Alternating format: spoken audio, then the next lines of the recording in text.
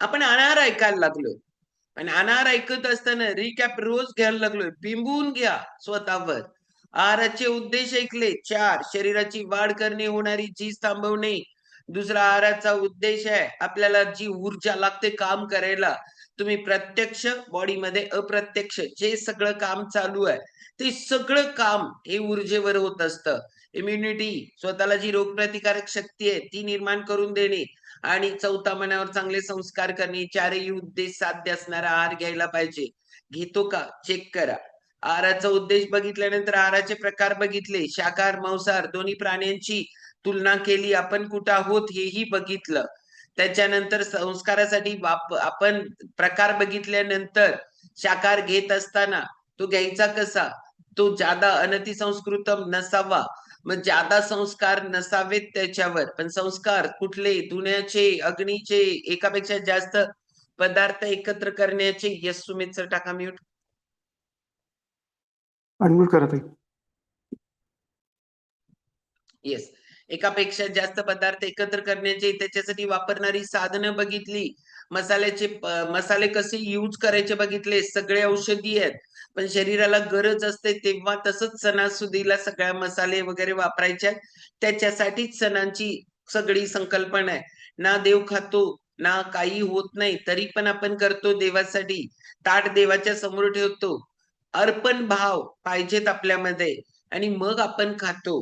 मग हे कोण खातं? भगवान कोण आहे? आपणच सगळे आहोत, भगवंताचा अंश आहोत. त्याच्यामुळं सण हे आपल्यासाठी आहे. त्याच्यानंतर आहे की ही चराचर सृष्टी बनल्या त्रिगुणात्मक, आहार त्रिगुणात्मक आहे. आपण पण ज्या गुणाचं पोषण व्हायला पाहिजे त्याच गुणाचा आहार घ्यायला पाहिजे. म्हणजे सात्विक आपण घ्यायला पाहिजे. त्याच्यानंतर बघितलं आधुनिक विज्ञान काय सांगतं, तर आपला आहार, कॅलरीज, सर्वसामान्य कॅलरीज लागतात किती, झोपेत किती खर्च होतात, दिवसभरात काय फिजिकल काम आहे, मेंटल काम आहे, काय आहे, ह्या सगळ्या गोष्टी चेक करून आपला डाएट प्लॅन फिक्स होतो.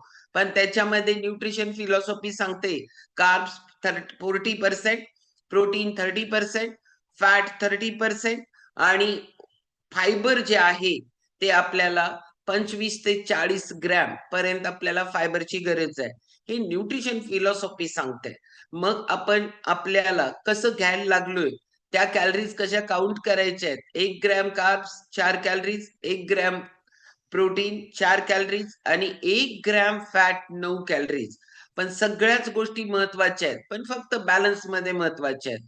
मग कार्ब्स, प्रोटीन, फॅट, कार्ब्स मध्ये दोन बघितलं, सिंपल आणि कॉम्प्लेक्स. कॉम्प्लेक्सची कॅलरीज खूप लो असतात आणि सिंपलचे हाय. आपण त्याचा बॅलन्स करण्यासाठी कसं उपयोग करायचा आहे बघितलं.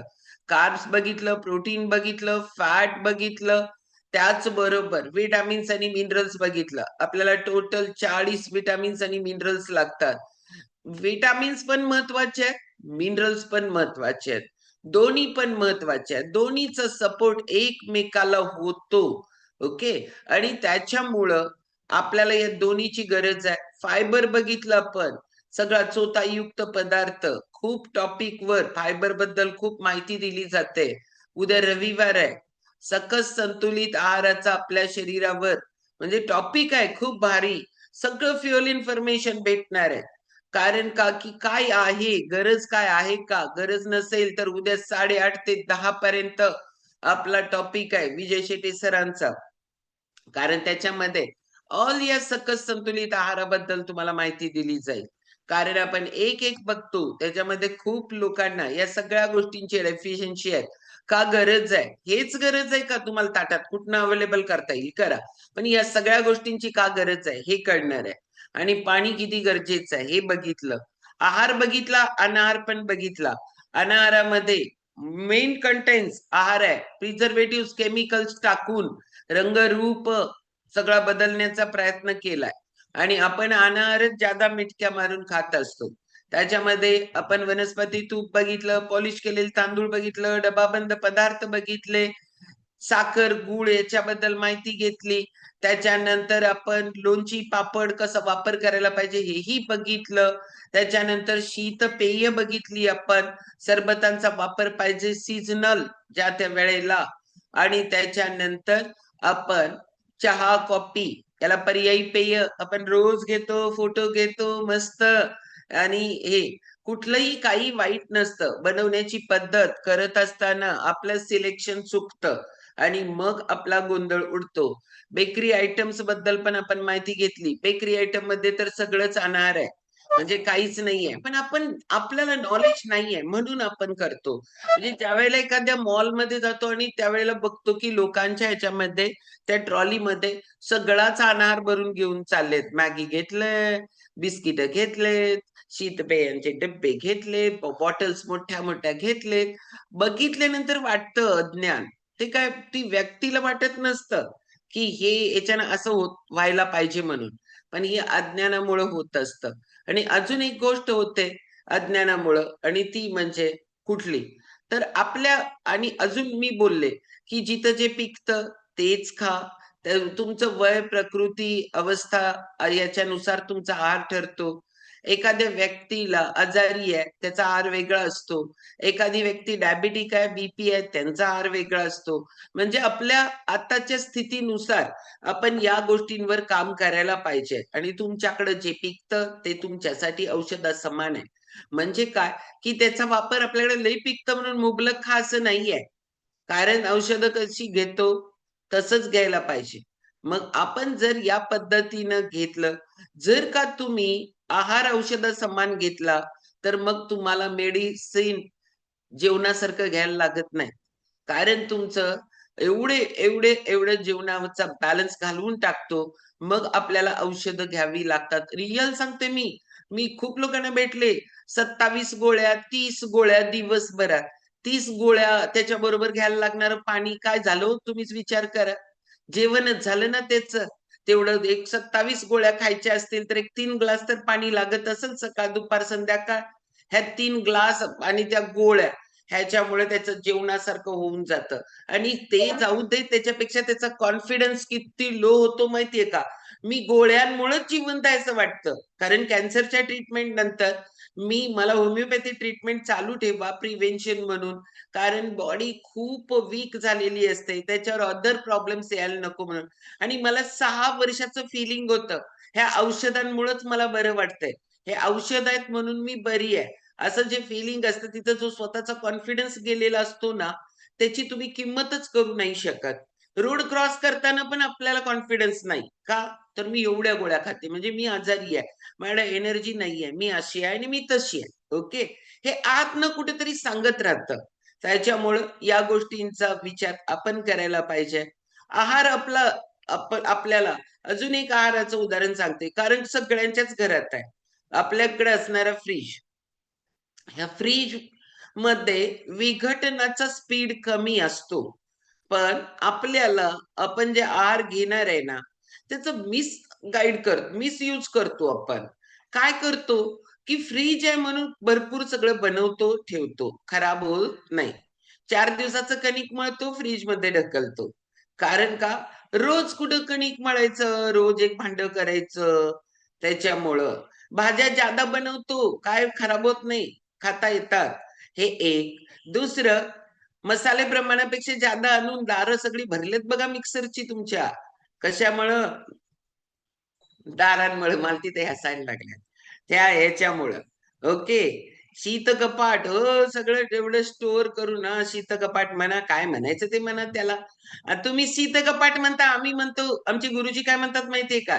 ताज्याला शिळं बनवण्याची पेटी म्हणजे फ्रिज. आज आणलेलं दूध त्याच्यात ठेवणार, कालचं खाणार. आज आणलेल्या भाज्या त्याच्यात ठेवणार, शिल्लक असलेल्या पहिल्या खाणार. ताजं आणलंय ताजंच खाणार. तर ते नाही, कालचं पहिला दोडके 4 राहिलेत त्याला पहिला काढा, आज आणलेलं त्याच्यात ठेवा. सविताताईंनी दोडका आणलाय बघा काल. कारण ते कालचं काढा आणि खावा. हेच केलं जातं प्रत्येकाच्या घरामध्ये. म्हणून त्याला आणि बघा कोल्ड ड्रिंक्स एवढे मोठे-मोठे बॉटल का आणतात? तर ते त्याच्यात ठेवायला आणतात. ते दार तसंच नको दिसायला म्हणून. त्यामुळं रिअल सांगते त्याचा वापर आपण चुकीच्या पद्धतीनं करतोय आणि त्याचा इम्पॅक्ट स्वतःवरच होतोय. मग ह्या गोष्टी लागतात ठेवायला पाहिजे. ओके, ठेवा. खूप लोक इतका अतिरेक करतात, बिलकुल वापरणार नाही फ्रिज मी. कारण का नाही वापरणार? त्याच्यातनं कॅन्सर होतो. अति वापरू नका ना कशाला, थोडं वापरलं तर ओके. पण अति वापर, चुकीचा वापर केला तर होतंय. बाहेर ठेवून दोडका वाळवणार आणि मग खाणार वाळवून, खरं त्याच्यात ठेवणार नाही, हे पण रॉंग आहे.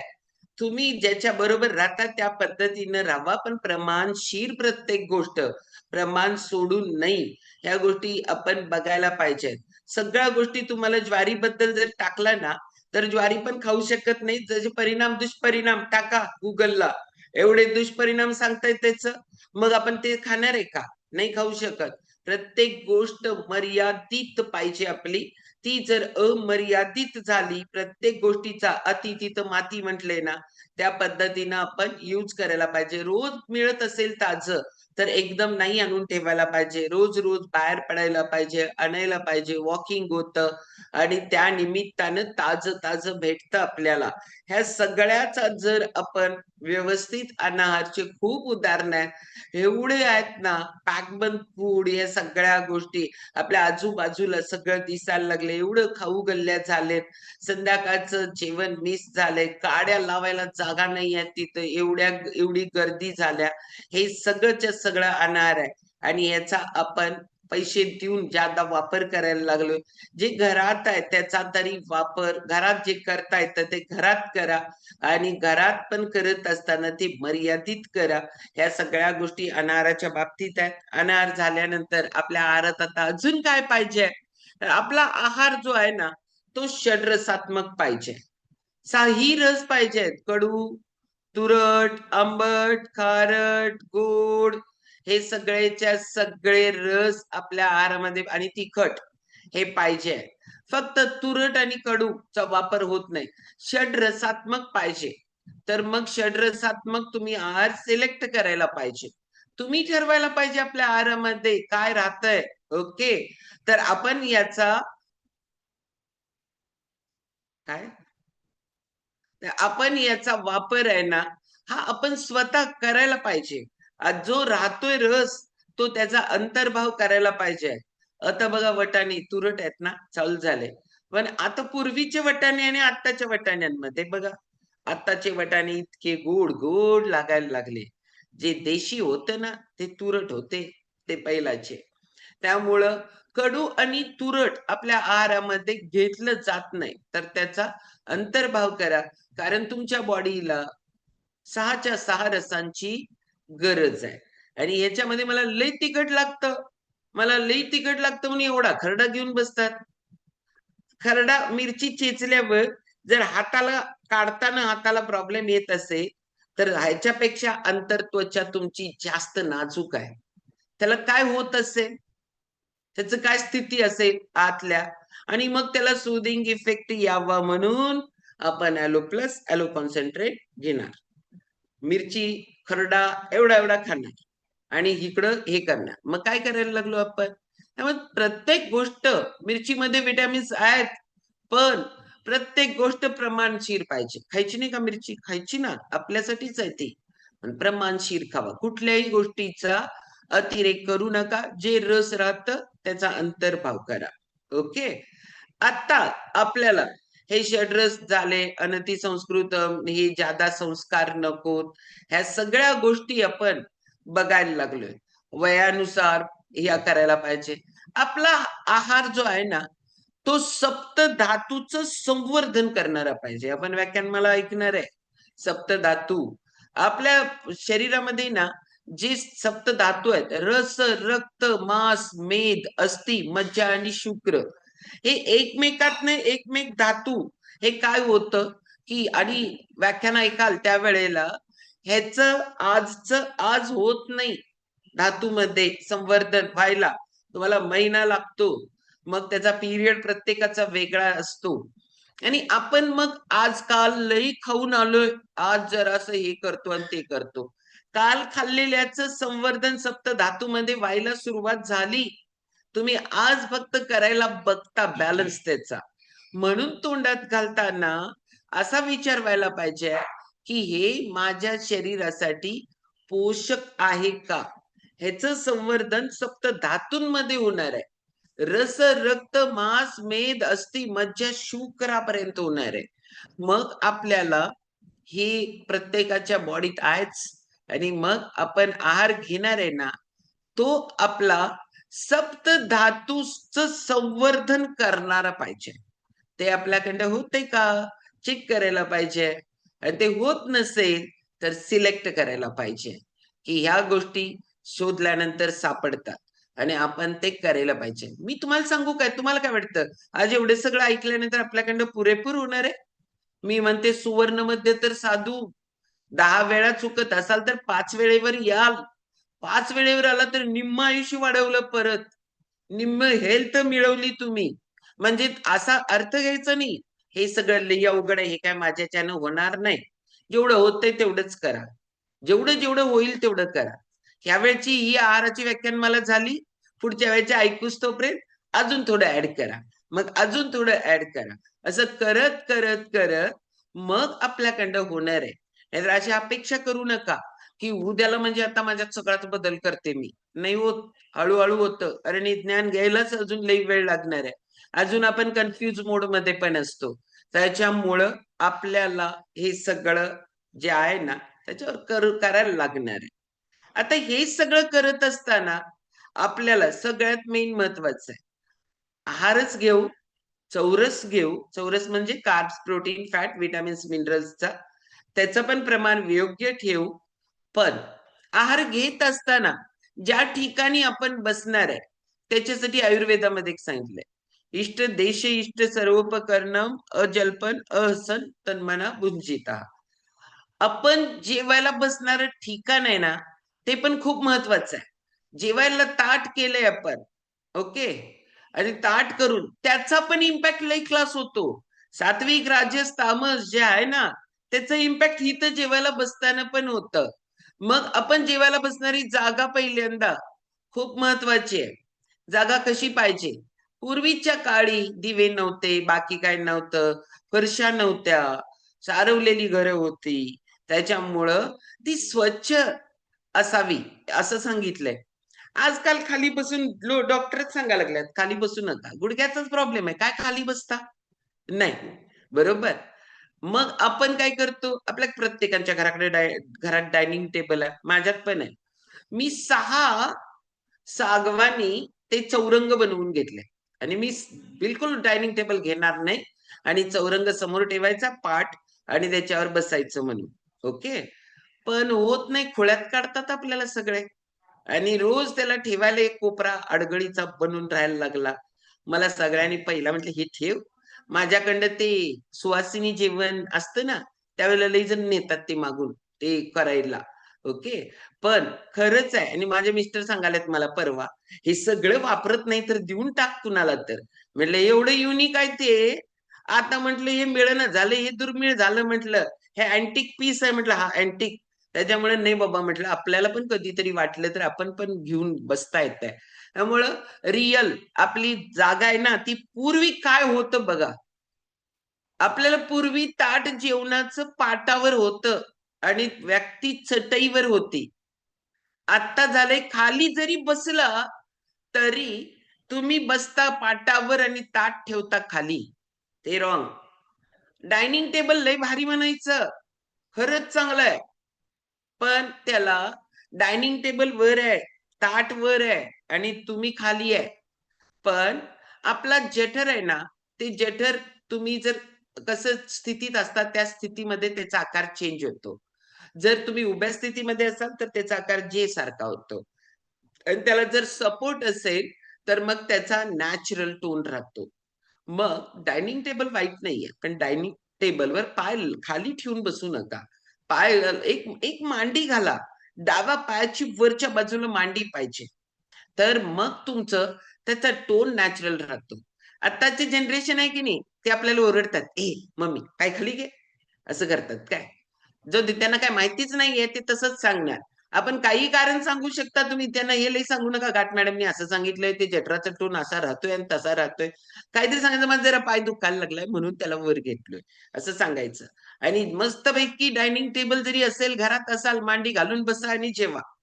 कारण डायनिंग टेबलवर मांडी घातल्यानंतर कोण आपल्यावर बहिष्कार टाकत नाही. पण आपण आपल्याला माहिती पाहिजे.